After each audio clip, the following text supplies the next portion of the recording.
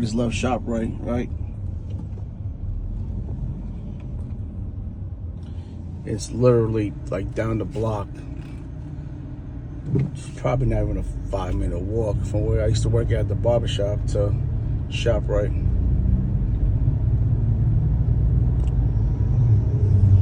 The barbershop changed the name. You know, it used to have a different shop name, and now they changed it to a whole different barbershop. So it's not the same shop no more. I really don't even come in inside no more, so it might not even be a barbershop there no more, for all I know.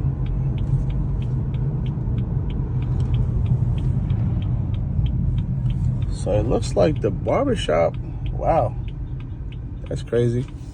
It looks like the place that they changed it to when I left there, it looks like that barbershop shut down too. Wow, it actually did. That's crazy. Wow, I didn't know that. Wow. Gino's is banging. We used to always eat here. We got the car.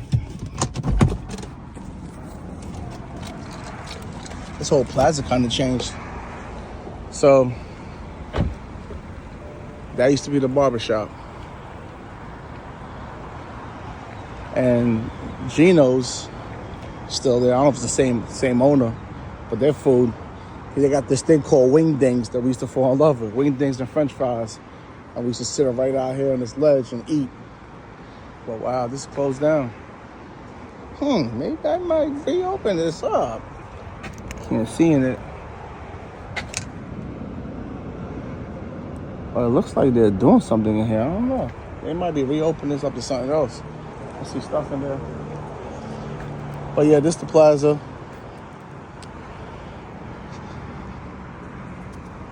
And ShopRite is right down the block. All right, let's move on with our journey.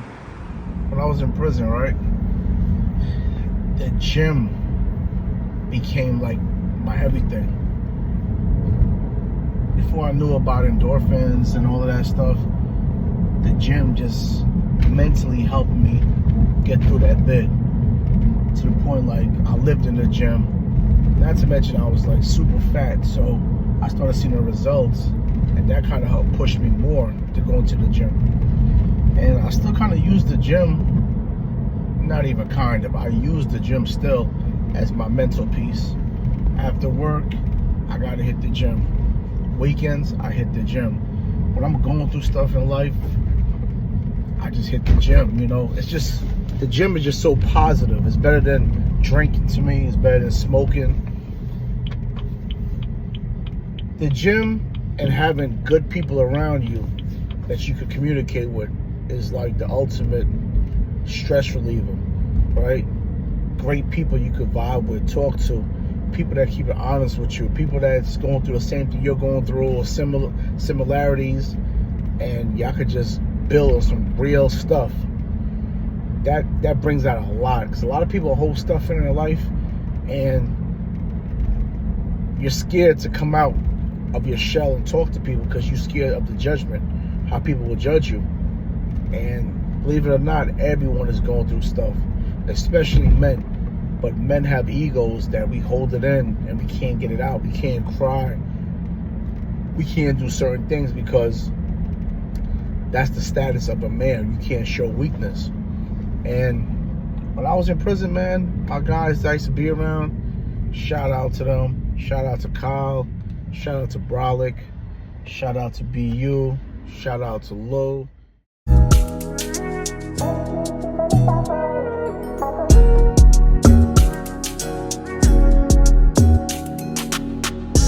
Between my guys, it was the gym, and I still live by that mantra, you know, to work out, it's healthy, it's peaceful.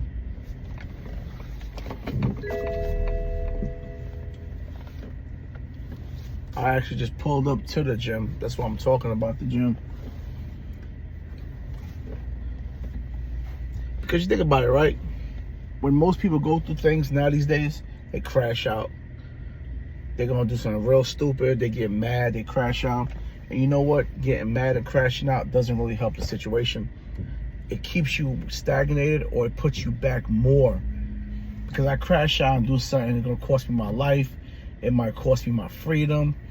And when you're a man of purpose or just a person of purpose and you got stuff to look for in life, you got a team around you. My life is not the life that I used to live. I have people that really depend on me. I have family. I have a business. I have clients. Like, it might sound simple, but of course your family needs you. But when you look at a business, if a person is used to always dealing with you as a business person and you're out the picture now, it's hard for a person to transition. You ever went to like a store forever for your whole life and then the store closes down? You don't feel that pain of that store because you're so used to just pulling up. The store is always there. And then when they close that store down, it's like, yo, what am I gonna do now? Your mind starts going crazy. It's like, damn, now I gotta travel here because there's another one over here. It's like, it's simple, it can be replaced, but you're so used to that one thing. And I learned that when I got sick a couple years ago. I was in the hospital, almost died actually. I was in the hospital for 2 weeks, and my clients is like, bro, when you was in the hospital, we needed you. It was so hard to find a barber. And they would just tell me about the different experiences they went through with barbers. Barbers messing their hair up, barbers being late after they booked on their appointment app, just the environment of the shop. And a lot of my clients like, bro, I appreciate you more because you bring all of that. You stress people being on time. You keep your shop clean. I don't even have a barbershop. I have a studio. So they're used to so much dealing with me that sometimes we take advantage until it's gone. And that's with anything in life, relationships, you know. How many times we went to a job and we was like, yo, I love this job. The first 6 months, then it's like, yo, I hate this fucking job. And then you end up getting fired from that job that you hate. And it's like, damn, I gotta find another job. As much as you still hate it, you got used to it. You got used to the check. Because it's like, it's consistency. You're used to something. And consistency could be a good thing or it could be a bad thing. That's a whole different conversation. But I try to gain consistent things in my life now that serves a purpose. Like, you know, I try to keep my mental clear and just do mad positive stuff. And for me, after like my business and dealing with all the other stuff in my life, what I have is the gym. The gym is what relieves me. It makes me feel good. Going in there, I vibe out, got my headphones on. I really don't even listen to music no more. Hard to listen to music. Probably my shop, I listen to more stoic stuff now, mental stuff for the mind, stuff that can help me, that I can help other people, stuff that I use on my podcast. Like, I feel like, you know, your brain is a tool, it's a muscle. So if you don't use it, you can lose it, because we get caught up in dumb shit all the time. And there's times that I just felt stupid, like, yo, I don't know shit, like. So I was like, I had to go back and start learning things that really matters in life besides the gossip and the drama. And I learned about relationships. I learned about, you know, finances. Like, I be all over the place. And I feel like if you learn, you're always ahead of your game. And whether you try to teach it and the person wants to learn or not, it doesn't matter. Because you got it. You come before everyone. And that's how I kind of look at life. I try my best to help people, but if they don't want to listen, cool. End of the day, I got to save me first, you know. In the Quran, it says, save yourself, then your family, then your next door neighbors. And your next door neighbors are really considered the outside people. So I kind of live off of that, you know.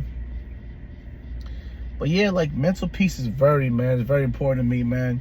And that's what really helped me through this whole journey of just getting through prison, 11 years in that damn place, and then coming home. And I know a lot of dudes like mentally shot off of that place.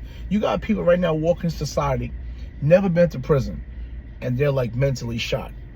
So I be saying, like, damn, I can imagine if they've been in my situation, they probably would have killed themselves. Because jail is a place that makes you feel like you want to kill yourself. Believe it or not, I thought about it. I thought about it a lot. It's not physically too much. Unless you make it, it's more mental. And that's life in general. Everything in life is mental. If you say you can't do it, you're sending a signal to your brain saying you can't do it. You're not going to do it. Oh, I can't lift this weight. You said that before you even tried. Mentally, you can't lift the weight. I can't do this. I can't do this. You defeated your mental before the physical. Nah. This comes before any goddamn thing. Anything. But let me get up in this gym and get this workout in real quick.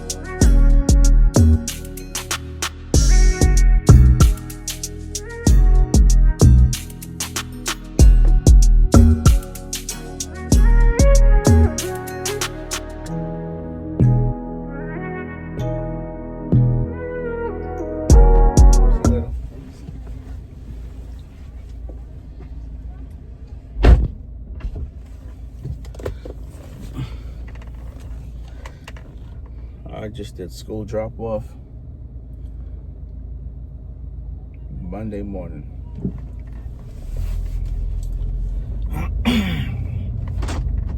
The importance of raising a kid. Oh man. People think raising kids is like so easy. It's very hard. It's easy to have a kid because anyone can have a kid. But being a real parent, that's a whole different thing. It's a lot of mental, emotional, financial. It's stuff that people really don't think about. And I always tell people, I blame everything on parenting. The way your kids turn out in life, a lot of times, it comes from your parenting skills. Because everything is put on the parent. Your beginning teaching stages from 1 to 5 is at the home. It's your parent. Those are the first people that the kids see. So that's their first love, their parents, their peers within the household.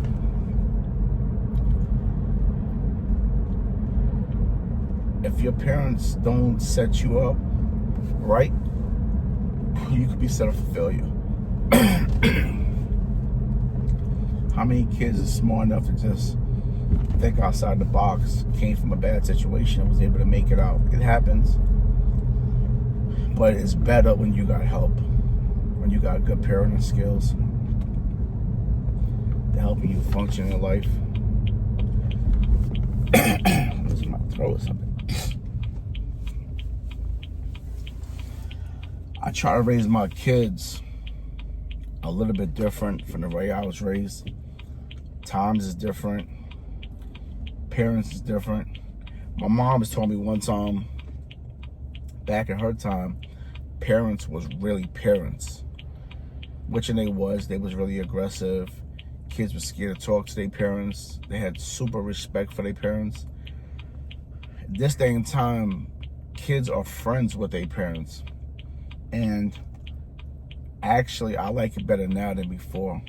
I'd rather be friends with my kids, right, with boundaries, than putting aggressive stamps on my kids and storing fear in them that they can't speak to me, right? If you look at, say you're at a job, if you're cool with your boss and you have respect and boundaries, the job could be done and the job will go smoother, right? But if you know that this man don't like you or woman don't like you and everything's very aggressive, you're gonna start feeling like you're being bullied, slaved, enslaved, you're gonna feel some type of way. So I believe in still setting boundaries, but with respect, right? Like, I'm cool with a lot of my clients. I go to the events, they come to mine, we know personal stuff, but it's still a business. I'm still doing a service to you. You still gotta pay. I still gotta do the service. It's boundaries. I don't think everything has to be so aggressive, written and stamped for it to work. So I'm very cool with my kids, you know. I'm a little bit more scared for my daughter than my son because my daughter's a girl. Girls don't have a lot of opportunities like men. You know, they gotta go to college sometimes and get these career paths. But for guys could take it in so many different ways. They could go to college, they could go to a trade school. They have opportunities. So, and then also when it comes to your kids opening up to you, if you want your kids to open up to you, you got to be able to show them that they could trust you. And that goes to anyone. No one is going to open up to you if they feel they can't trust you. So I try not to pass judgment on no one. When people open up to me, I try to just deal with whatever the situation is on hand. Because we all got faults. We all went through some like stuff. No one is perfect.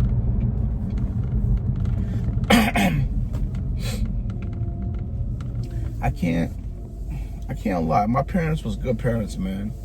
I came from a Caribbean background. My parents was together. Well, they are together. I think it's like 56, 57 years they've been married. And I learned a lot, right? Because times has changed, because they are Caribbean people, the nature of Caribbean people, they're very aggressive people. They love, but they love different. They don't do too much the hugs, the kisses. They do more of the, I work hard, food on the table, shelter. So I was raised like that, right? I can't remember one time my parent telling me that they actually loved me, because that's not a thing that was happening in the household back then. So I do it a lot now to my kids.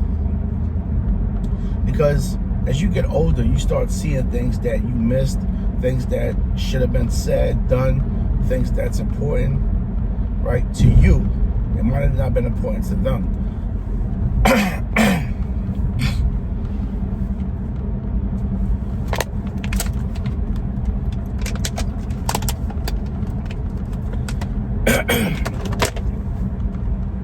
don't know what's going on with me today. But my parents is cool, man. They're good peoples. Grown up, I got along with my mother, but my mother was very aggressive. So we clashed a lot. My pops is like the coolest dude in the world. Like, he don't let stuff bother him. Like, he just let everything roll off of him. I love his attitude. I wish I was like that. Your peace will be low. Your stress will be low. Like, your peace will be high and your stress will be low. So I started getting along with my mother more as I got older, because I started understanding her, and I started understanding me more, where I went wrong. I was a hard-headed kid, you know. I'm growing up in the streets of New York.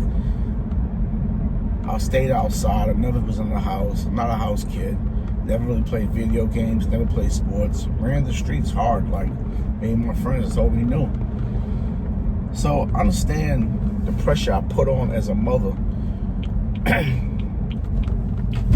Getting locked up, going to jail. They had to come to my aid. So it was a lot for a parent, especially when everyone thinks that they have great parenting skills. You question, is it the kid or is it you? You know, no one really knows. The only thing I wish my parents would have did for me, because I was blessed with so many different gifts when it comes to my hands,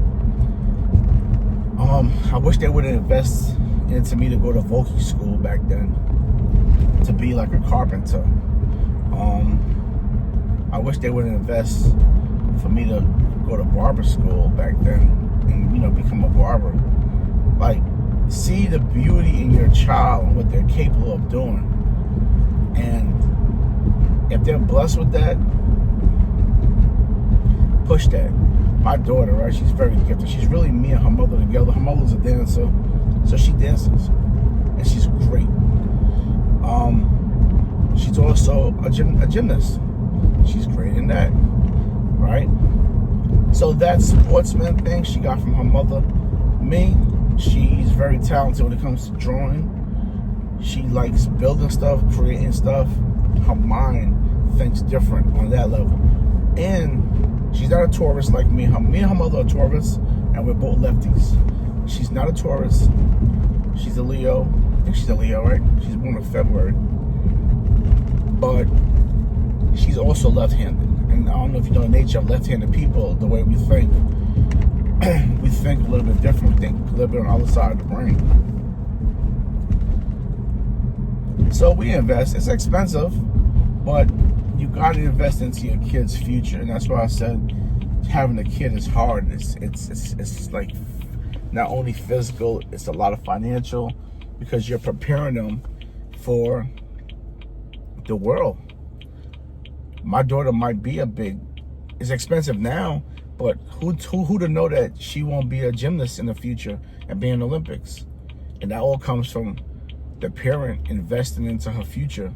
Same thing with gymnastics. We did it with my son. We invested 2 years of college. He didn't like it. He dropped out. Then we invested a year into electrical school. He didn't like it. So he doesn't have that, because the college part will be more his mother and the electrical school will be more me. Yes, we was mad about it because it wasted a lot of our money. But at the end of the day, my son can't say that his parents never helped him, right? That's one excuse that he would not have. So now at 22, he would have to figure out what he really wants to do. Now he does YouTube. He's very successful on YouTube. He makes great money, which I'm proud of him in that, because for those who know, being a YouTuber is very hard. It's a lot of consistency, takes a lot of time and effort, right? I would say my son do have an addictive personality. And I've been watching him for years, and I just tell my wife, and she doesn't understand this because she never studied the minds and the brains. I've been doing this since in prison. I've been studying people and reading up on this stuff. So when my son was smoking, he smoked all the damn time. When he was playing video games, all the time, right? He stopped doing that. Now his whole focus is on mainly two things: his girlfriend and YouTube, right? Me, I'm like in 6 different places at one time because my mind, I'm more versatile, and I could be at 6 different places and make everything work accordingly. His brain might not work like that. Some people need to focus on one thing at a time. So whatever works for you, make it work. But it's all a journey, man, for what I've been through, what I go through with my kids. And if you really stop looking at things at face value and start dotting I's, you could see where you went wrong, where your parents went wrong, where you can continue. Because if you don't realize what your parents did wrong, you're going to pick up their traits and you're going to carry that into your life, in your relationships. Because everything is a relationship. Your kids, the person that you're with, your job, everything is a relationship. So you got to be able to be like, there's a saying, you eat the chicken and throw away the bone. Same concept. So that's how I live life. So I never say this person is wrong and this person is right. No. I might just do little things a little bit different. Stuff like that. My kids are very spoiled. And I know it's not good to spoil your kids, but the reason why I do it, because I wasn't spoiled as a kid. And there's a saying too, the heart wants what it wants, right? And that means no matter how much you lie to the heart is still going to be wanting what that heart wants. So as much as my parents tried to give us what we, needed, because back then it wasn't really about what you wanted, it was more about your needs. So my kids a little bit different. They get their needs, but they also get their wants. Because to me, like, the wants bring happiness. I look at kids not as kids, I look at kids as human beings. You go into the store, you want that toy. To a parent, it might look stupid, like, man, that toy is a waste of money, it's dumb, and all this. But to that kid, that toy is very valuable. So for grown-ups, we have things that we still praise. For females, getting their nails done, that's a big thing. But when a man looks at it, it's like, it's a waste of money. I'm not spending $75 to get my nails done. I don't care about them, right? But for a guy, us keeping our car clean is something big. So everyone has something that they want. So I let my kids bring out their joy by getting what they want. Now, granted, we'll put it on a budget. They won't, like, overspend, but it's really about making them happy. Because the goal is to teach them how to get that, right? It's always a catch-22. So when they get older and I tell them, you guys were spoiled, you had this, you had that. How do you think you had that? It didn't just fall off a tree. Mommy and daddy worked hard for that. So you got to work hard to live the way that we live, the way we raised y'all, right? So as my son being a man, he's going to pick up that trait. I'm a man, I got to go out there, I got to provide. My daughter, being a female, it sets the boundaries for a man to come into her life. When he comes, he has to come correct. Because she's so used to her father buying her and doing all this nice stuff for her. So I create a value system with her at a young age that a dude can't just come in here and treat her like she's a piece of shit. So it has ups and downs with spoiling your kid, but I'm down for it,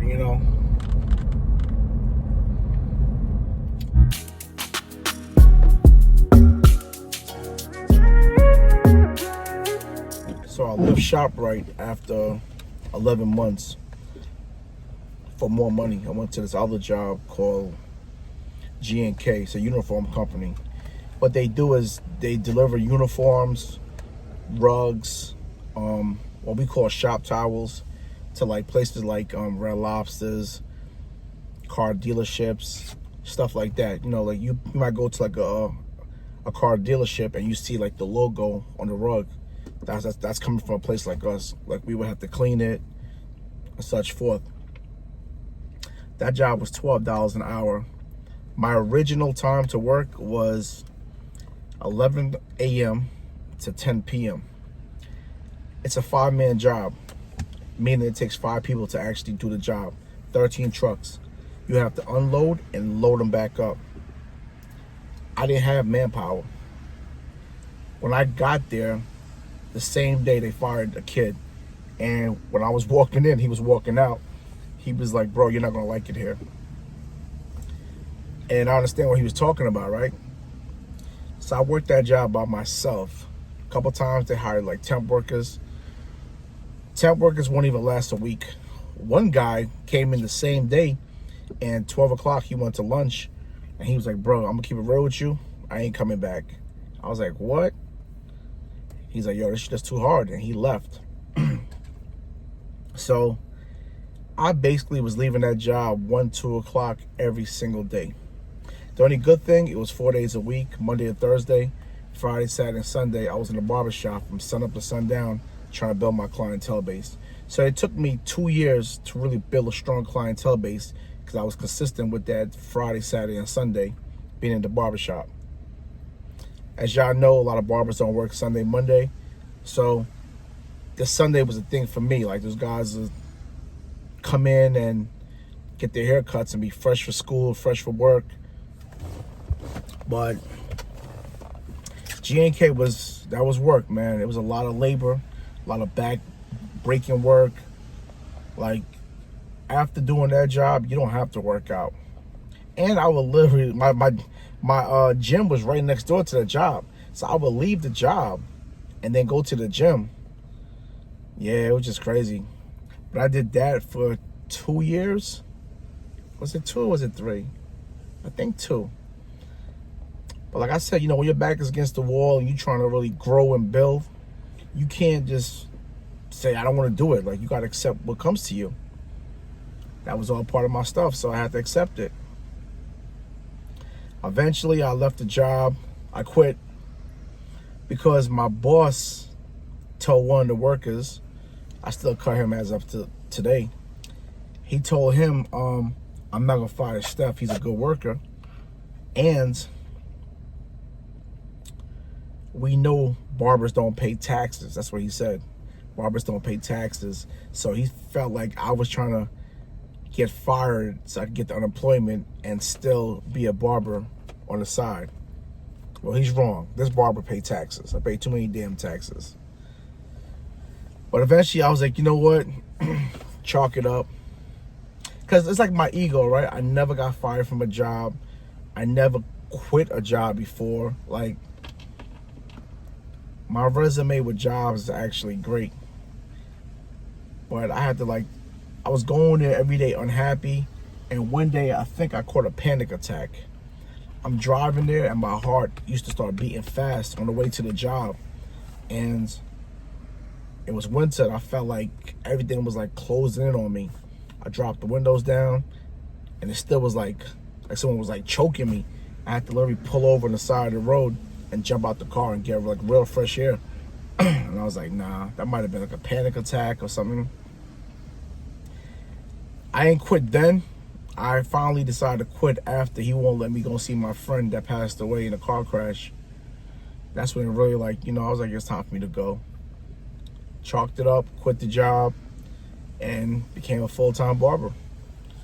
I'm gonna keep it real with y'all, that was scary. Because being an entrepreneur, you don't know if you're gonna make money. A job is the simplest thing to do. You go there, you clock in, you do what you're told. At the end of the week, you get a paycheck. Every 2 weeks, you get a paycheck. It's simple. Just be a robot for these people. Being an entrepreneur, you're the job. You have to create the clients. Then you got to keep the clients. It's a lot. It's a lot of work being an entrepreneur. When it's good, it's good. When it's bad, it's bad. Because there's times that we get slow and we kicking ourselves in the butt, you know. But when it's good, it's good.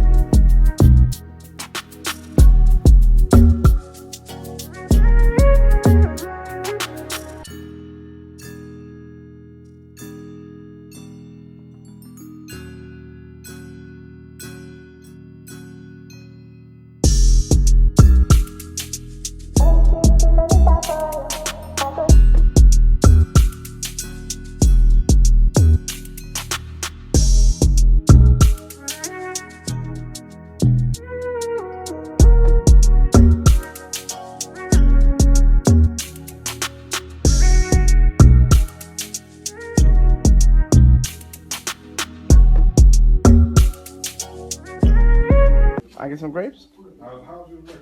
No? I get some grapes? Sherwood? Nah, man. You can have it. You eat, okay? Mine is 2 months a day. Won't change your mind.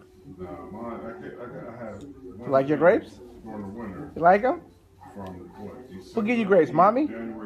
Mommy give you grapes? What did they do wrong? Huh? Where you get it from, Mommy? Yeah, that's what I was saying. Everybody saying Who gave it to you? Nah. You like your grapes? And I was Barely working. I mean, I was. Want some ices? Because I was, Some icy? Yeah, we'll get you some icy next. Eat your grapes for us. Get some icy. Yeah. So this is the other shop that I used to work at right here. Now this shop right here, I heard it's a beauty supply store now, which is crazy because it's big, but I can't see it being that big to be a beauty supply store. Probably shouldn't go in. It probably look weird if I go in there and explain to them what I'm doing. They probably won't believe me because they never seen me before. But I'm gonna give y'all a history in this shop. This was the shop that I was at. This is the shop that really created my whole life. I did 5 years at this shop. This was my longest journey. Over here, it used to be like one of those bubble tea spots. We was cool with him. He closed down before us. All of this stuff wasn't here, right? It wasn't vacant. It was vacant, right?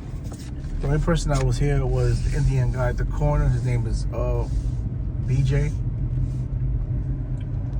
And right here, he been here forever. See, I don't know Dash Records. I don't know what that is. BJ been here forever. That's an apartment building right there. Right? I'm about to drive past it. It's a big apartment building called Autumn Ridge. So it was easy for those guys to walk over to us to get haircuts. So you'll get, you know, the locals. And that helped, you know, the kids come over. The ones that was on feet, they was able to walk right through that little crack and get to us quick. See, this is Autumn Ridge right here. It's a big apartment building.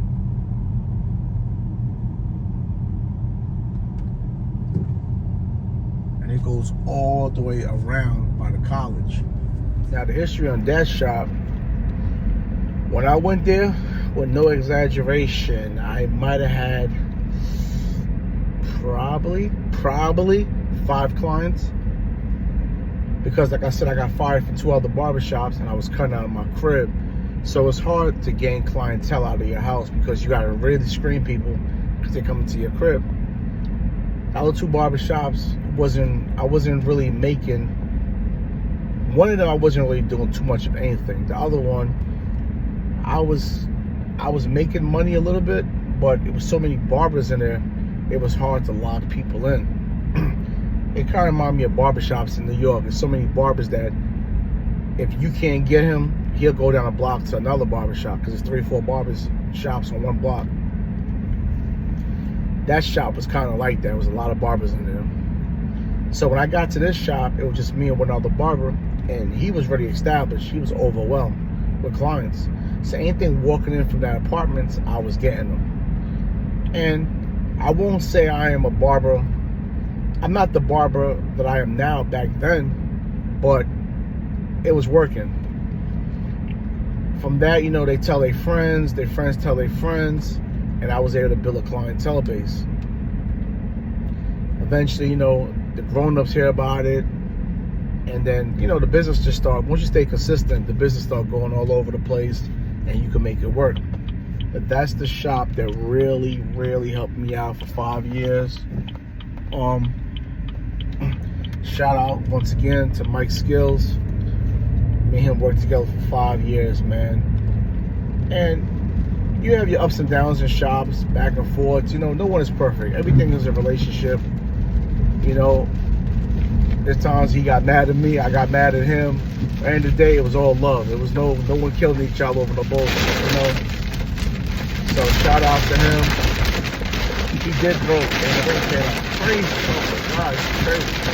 He did throw a lot of clients to me, which has helped me a lot. Like I said, he was overwhelmed, so he'll give people to me. And eventually, you know, I just started creating my own after that. So that last shop that I showed y'all, when I got to that shop, I went there with like a couple of clients, 3, 4, whatever the case may be. But a lot of businesses, right? Sometimes you need just one person to make your business pop. right? And the same person I'm about to talk to you about, I told him a couple months ago that I believe in clout chasing. And he laughed, and I explained to him why I believe in clout chasing, right? If you want to gain an opportunity in life, you have to put yourself in the right place at the right time, right situation to gain the right people's interest to make your business pop. If you look at anyone that's successful right now, they did not do it by themselves. They was able to get the ear of the right person. And once you got that one right person, they're going to bring their peoples in. It's called networking. So the ones that think like, oh, I don't need no one, you're not going to make it. We all need someone. You cannot do it by yourself. And that's why building connections is very important. So when I was in that barbershop for 5 years, where I'm at has 2 schools. One is called Highland and one is called Timber Creek. The brother that I was working with, he already had one school on lock because he came from a big family. So they're well known out here.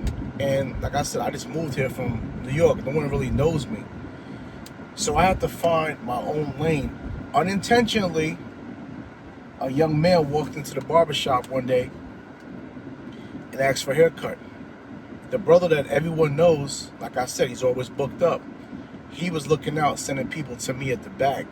He said, go and check the barber at the back, the new guy. Cool. I cut his hair. Now, when I came to where I'm at, I came with a lot of stuff because I learned a lot of stuff from the barbers that I messed with in New York. So I bought an app to Jersey because that was presented to me. So any shop I went to, I was putting dudes on from the stuff that I was learning from my New York barbers. And we're talking about New York barbers that I mess with, they all make over $150,000 a year. So these ain't no regular barbers. So everything they told me, I was taking it because you're showing and proving you're winning. So I put these dudes onto an app. That dye was a big thing. It is a big thing in New York. I was taught that. I was doing that. So when this young man came in, I hit him with the work. I gave him the cut. I cut like I normally cut. I hit him with the dye work. And when he went to school, it was something different from what they was used to seeing.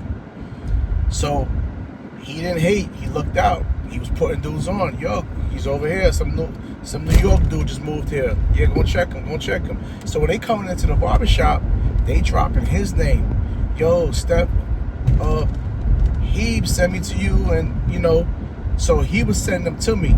Now this kid, no one knew. He didn't even know. This kid was already one of the biggest stars out here when he came to playing football. You know. So come to football in high school, he was already popping. I don't know nothing about sports. Like I didn't come from playing sports or none of that. My sports when I was a kid was chasing money. I didn't start playing basketball until I went to prison. So I don't know really too much about the sports world. Now I know a little bit more than before. But he bought all the football dudes. Now back then, the school, Timber Creek, was popping. When you're talking about football, they had it on lock. No one could beat them. And where I'm at, sports is a big thing. Basketball, especially football, it's very big out here. So I started cutting all these football dudes. I still cut every single one of them from day one. Eventually, he moved on. He went to a school named Maryland. He went to Maryland. Popped off in Maryland. You're talking about everywhere he went, he's starting line. Rookie starting line. Then he ended up going to NFL, playing for the Chargers. Rookie, starting rookie. So I've been cutting him since day one. So he helped build me when it came to building clientele in that student lane. I would have to commend him for that. He helped me a lot with that. And then eventually, you know, you kind of like just merge and the business goes everywhere and you just start picking up clients. But it was the starting process of getting my name out. Because no one knows who you are. No one trusts a barber unless someone puts a stamp on you. It's one of those careers like you gotta be stamped and tagged. Now I can do it. I can stamp people now, and because my name, I don't work for my name. So if you're an upcoming barber and I stamp you, people will ride with you. But it's hard to get your name out, and he looked out. One thing I'd say about him, man, I'm super happy that he got to the next level, because sometimes you waste time in life. You don't waste time. Sometimes you're doing things in life and you don't get to that next level and it become a waste. But you don't know it's going to be a waste unless you try it. So I'm glad he got what he wanted out of life, man. This kid stayed humble all the years I've known him. You know, stayed humble, stayed on a straight path, never strayed away. Went to school, got his degree, went right to NFL. Like, yo, I commend him, man. I commend him. Because living in this time, life is hard, man. So when you making it now, a person got to tilt their hat to you. I still do cut he when he comes down from California, because he played for the Chargers. I still cut him. When I could, his boys, I cut them every week, every 2 weeks. I literally just finished cutting 3 of his teammates, you know. Shout out to Justin Fred, Justin Jefferson, and DeJuan Brown. But that's how I really popped off on that. Still, the rookie out of Maryland is becoming a ball hawk. 3rd and 9. Here they come. And Mahomes cannot get away. And he's taking a deep shot down the field. Mims is down there, and it's broken up. That's Tarheed Still, the rookie out of Maryland. This is terrific coverage by Still.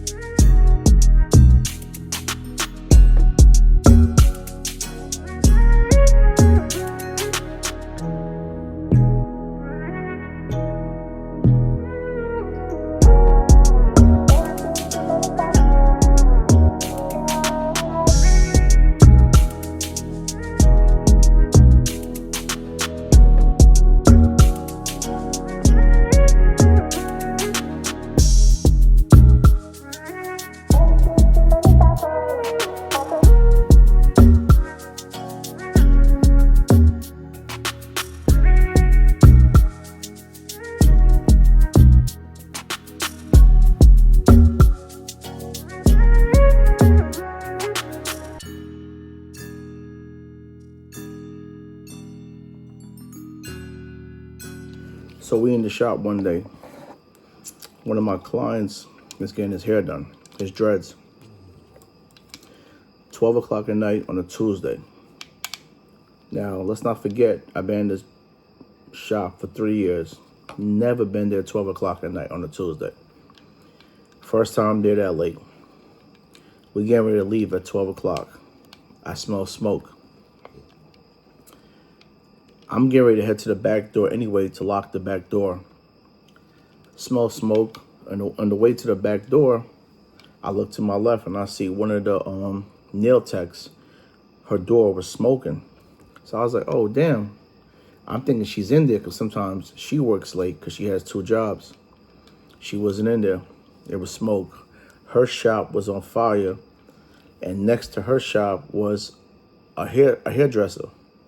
So the fire kind of spread and went from her room to the hairdresser's room. So basically it went back. My shop is all the way to the front. So went outside, called the fire department. They came, got the fire out. So basically the whole back of the building caught on fire. It went back and then it went upstairs to the tenant's spot. Upstairs, I think the tenant's kitchen got burned out.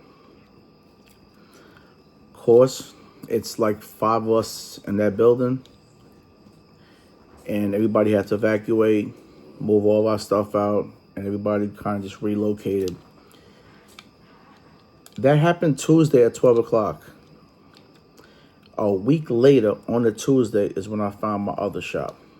So I had to reroute all my clients for a week to my house, cut out of my garage for a week. Then I had to move the stuff out of my garage, go back to my old shop, load up all of my stuff, because remember, my stuff never got burned. And then move it all to my new spot and redo it over. And that's the annoying part. Move in, running back lights and get situated. But I had no choice. Had to get the business back up and running. And it was hot. You're talking about 95 degrees inside the damn garage. It was July, so we had to make it work. Yeah, and that's how the shop burned. So people think like my shop got burned. No, I was just in the building with the shop that actually got burned. So basically I was part of the fire. I got caught up in it. Yeah.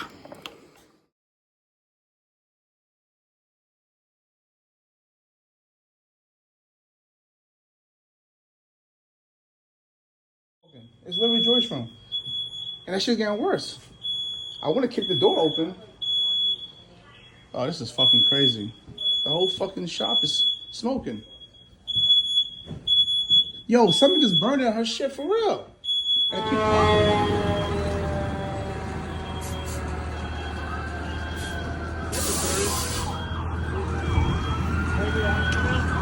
yeah, everybody's out.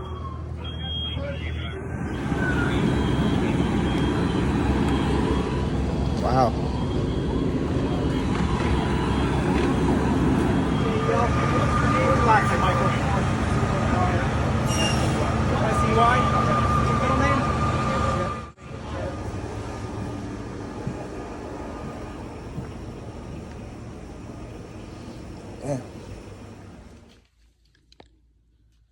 Damn. It's a strong ass chair though.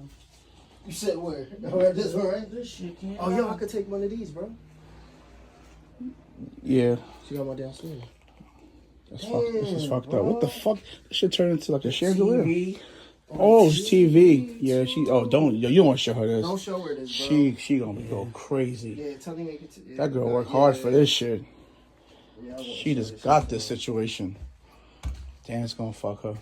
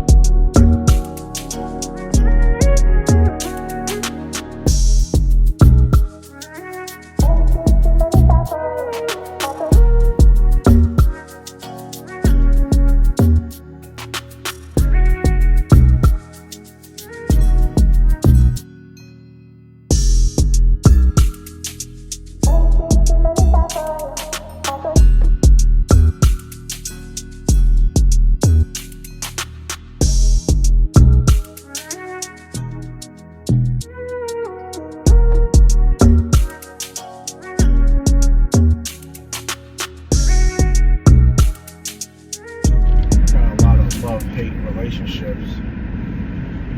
When I say love, hate, it's not hate to the point that I wish bad on you. I just wish you was there for me more, you know?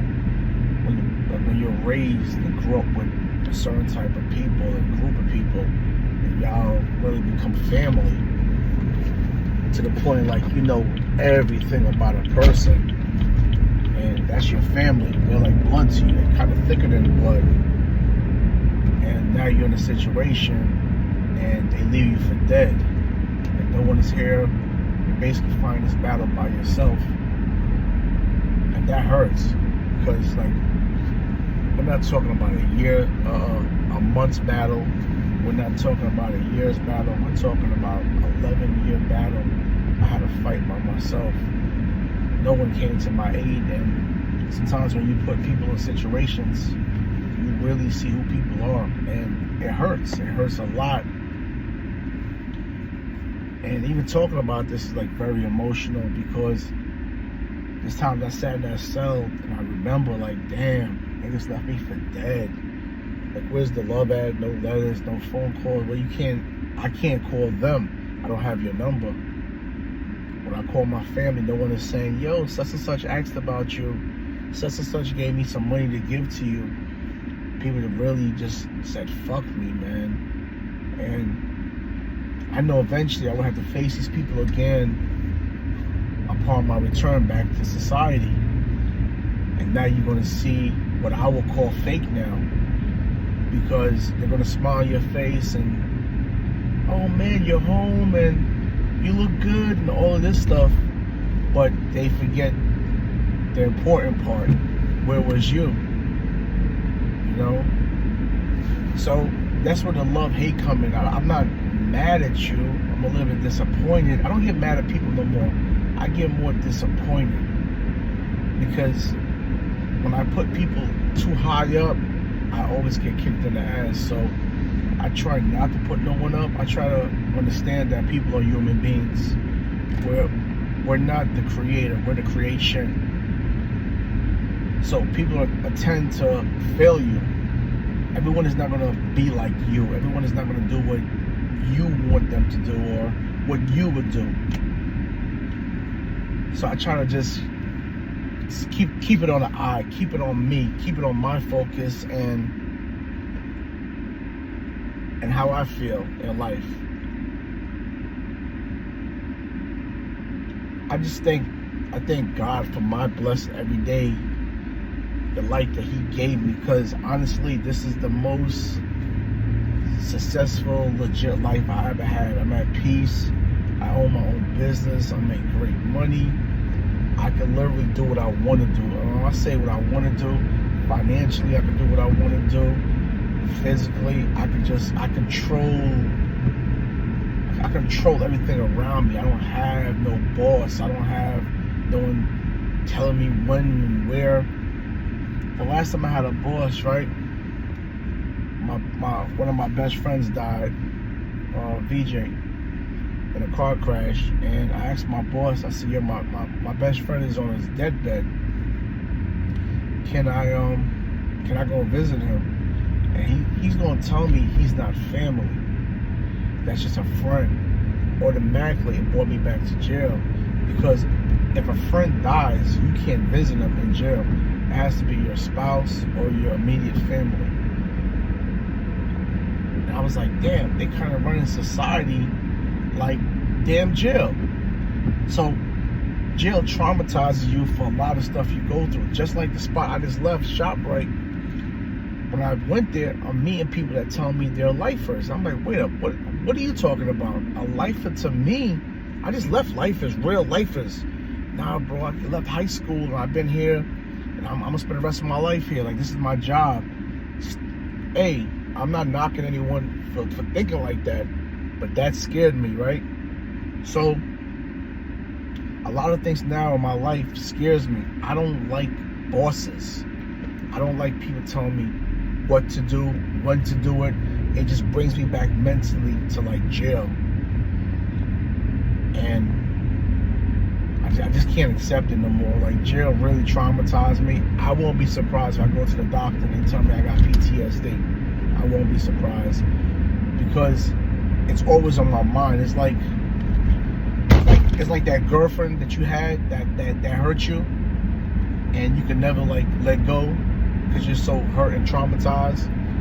Yeah, jail's my girlfriend, and I can never let go of it. It helps me in ways because I don't want to get back in that situation, but sometimes I wish it like just gets out of my head. Like sometimes I'll be in the sauna room in my gym, which is where I'm heading right now, and being in the sauna room, I would see like 5 or 6 dudes in it, and I'll be like, yo, this shit remind me of a bullpen. Like back when I got locked up, you're in a bullpen waiting with a bunch of men. So some things traumatize me. You can't really tell because I kind of like live past it, but my mind be thinking like that a lot. So I'll do weird stuff, like I might be in the crib, I'm bored, 9 o'clock at night, I'll probably go to the gym. Weird stuff. To the normal person, it's weird, but to me, it's what I call freedom. I can do what the fuck I want to do when I want to do it, you know? That's like the beauty of living life, and you don't understand that until you put yourself in a situation that you can't come out of on your own, right? It's no different from a person that lives in one of these third world countries that's dying to get to America for freedom. Because America is freedom compared to a lot of these countries. And when they finally get here, it's like, oh my God, it's my blessing. Give me 3 hours an hour, I'll take the job, because they're so happy to be here. And people don't understand because they're looking at their life at face value and they're ungrateful. When you put yourself in a situation and you get your life back, oh man, it's a blessing, man. So the only people that really understands this part of me is guys that did jail time. All of my friends, not all, 2 of them did more time than me. One did 21, one did 20. But we understand the beauty of life now. You know, yes, once in a while you might get a little ungrateful, a little selfish. But listen, I'm that dude. I always say that I'm ghetto bougie. I'll wear Gucci today, and if need be, I'll go to Walmart and get, actually, I still go to Walmart and get Walmart t-shirts. Like, this ain't one of them, but they look like this. They're like workout t-shirts. And I bang with the Walmart workout t-shirts for $7. So, I still do stuff like that. If I see something I like, it don't have to be name brand, I'll wear it. So, I'm not bougie to that point. Like, I forgot where I came from. I still eat McDonald's and all of that stuff. Like, it ain't like that because I'm in a different tax bracket now. No. Nah, you don't forget where you came from. I know him. There's no so much damn people around here being a barber. Always running to people that you know. But yeah, man, like, I got a lot of hate-love relationships between, like, just things I've been through my life, people. And I'm at the point now, I'm not mad at anyone no more. You know, I'm not mad. I'm not mad. I'm just happy that I'm blessed, man. The blessing kept me away from being mad, because sometimes when things go bad in your life and you can't get your life back, you're mad at the whole world for your mistake. And even though, like, I felt like my friends did me a little bit wrong at times, and today, no one is entitled to me. You know, you're not entitled. No one is really entitled. That's your problem, your mistake. Your family is not even entitled to you, especially when you do something stupid, right? And I'm living by my own example, because I have this little mantra that I use, and I always say, don't bring your bullshit into my world. So if you're coming into my world with a lot of drama and stress, I tend to get rid of you, because I don't need it. I'm fine without your bullshit. I could deal with my own problems. So I'm living off my own mantra, because that helps me a lot. You know, when it comes to like dealing with people and stuff that I've been through. Let me get up in this gym real quick.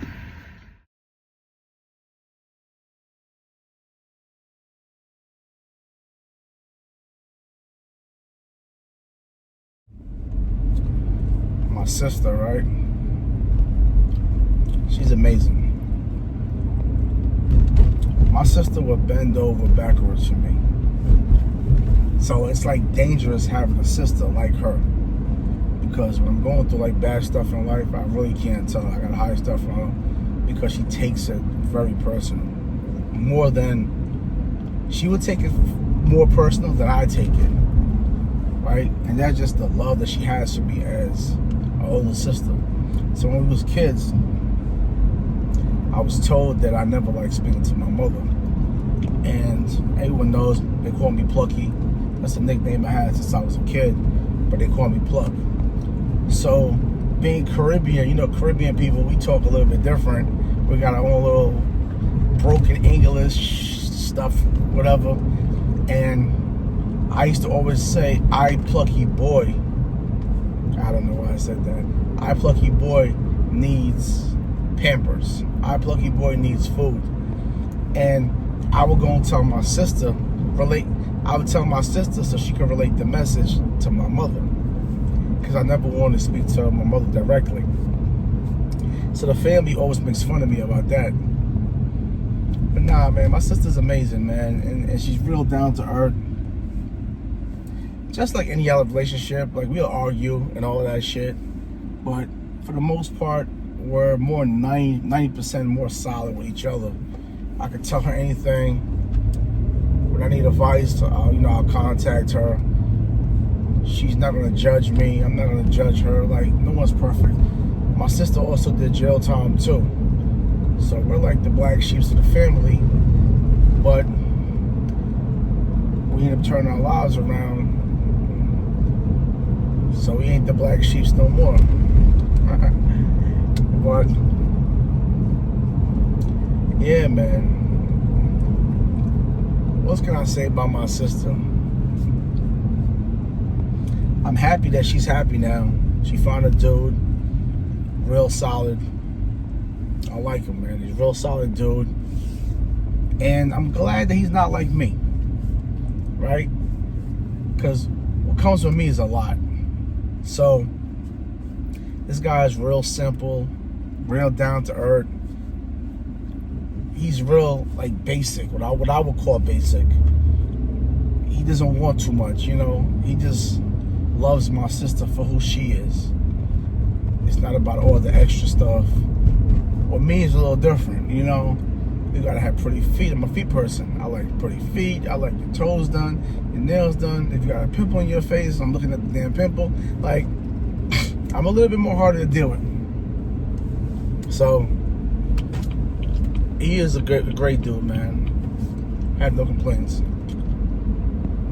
But yeah, that's it. It's a little bit about my sister, you know. We had a great upbringing as kids. We fought, you know. I got a scar right here on my forehead that she did when we was kids. I think she busted me in the head. I think she threw me into a radiator, I think I heard. She did some foul shit. She did something, but this shit is a scar from her forever. You know, that's my sister. The birthmark on my lip that I hate so much, right? But I hate it, but I'm the only person, the doctor told me, I'm the only person in the world that has this birthmark. And it's crazy, right? If you look at it carefully, it's shaped like Africa. So the birthmark came, I don't know if y'all believe in, how you say it? Caribbeans will say superstition. I think it's superstition, some sense to the fact, I don't know. I got candy in my mouth.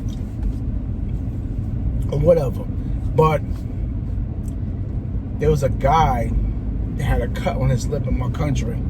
And my mother was pregnant and she used to always make fun of the guy. And the guy told her, when you have your kid is going to have something wrong with his lip. And when I came out, that's how the birthmark came on my lip. I mean, it's been there for 47 years. I only remember it when I look in the mirror and I see it. And I be saying to myself, damn, when I talk to people in their face, are they looking at me or are they looking at my birthmark? You know, because I hate it. I always hated it. And recently, I was like, you know what? I'm going to get my birthmark cut off. And I'm still thinking about getting it cut off. So, I'll see if I want to get rid of it. But that's how that came about.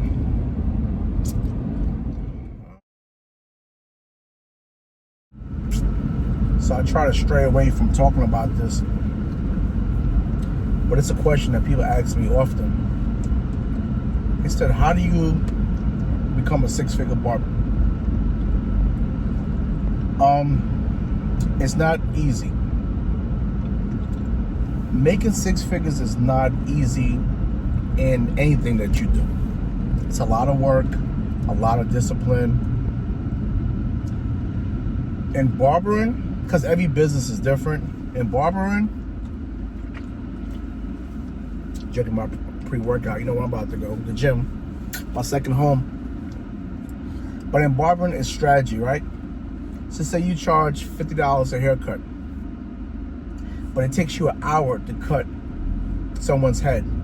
That's still good money because the average person don't make $50 an hour, right? The average person makes $15 to probably $20 an hour. So $50 an hour is still good, but it's not good enough to be a six-figure barber. You would have to cut a lot of heads. Now, if you could cut two times that an hour, right?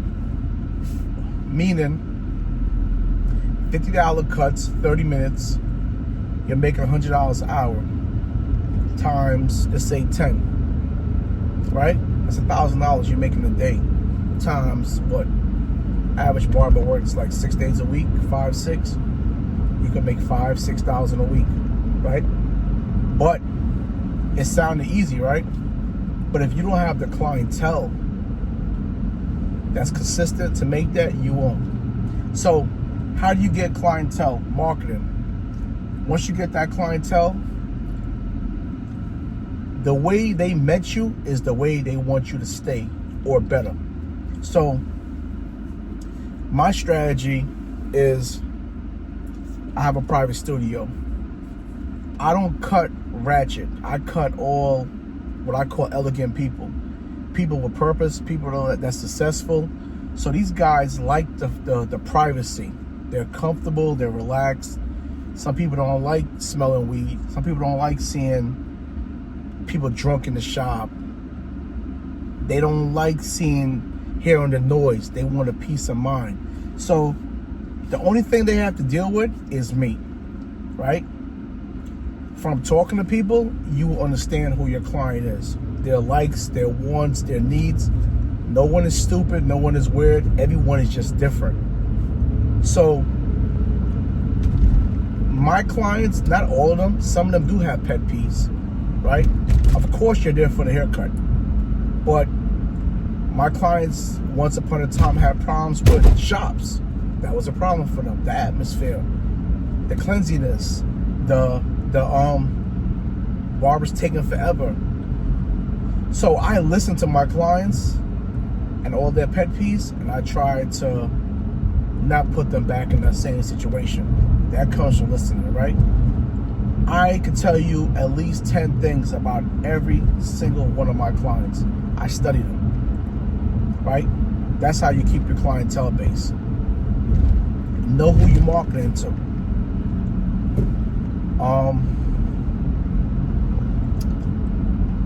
Yeah, so it's about your atmosphere, who you are as a person.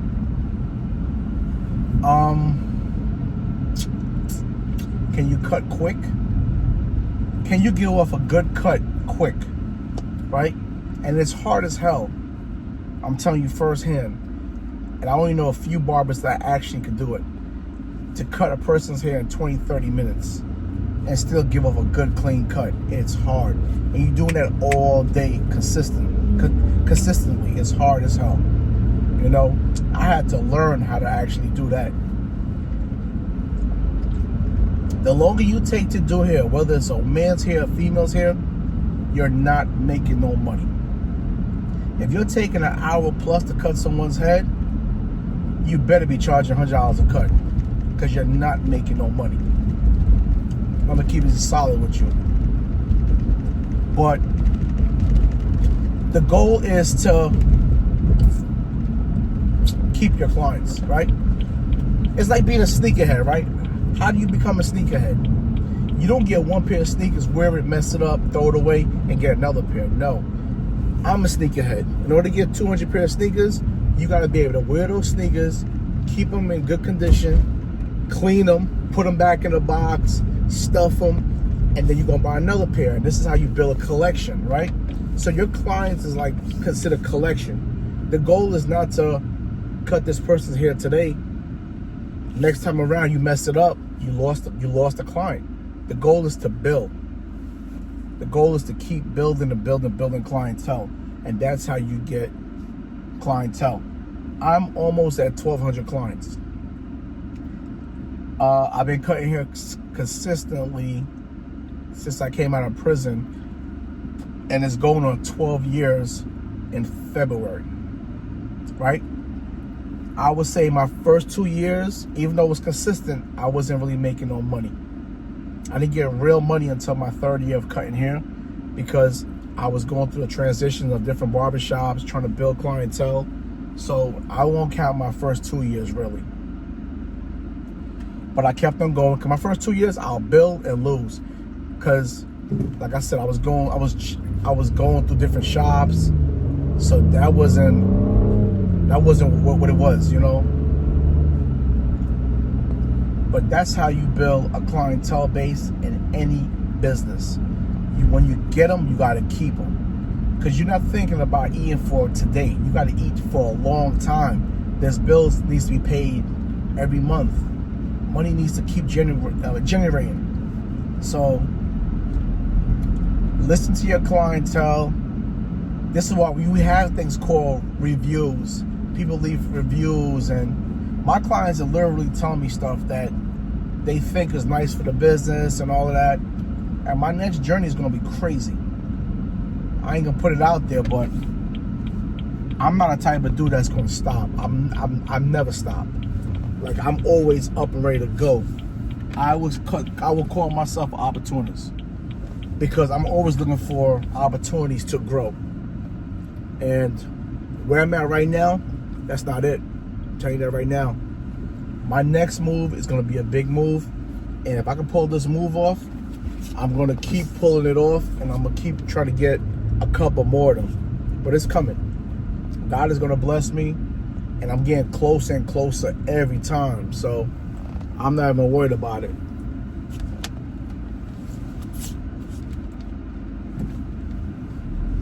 But, yeah. That's how you build clientele.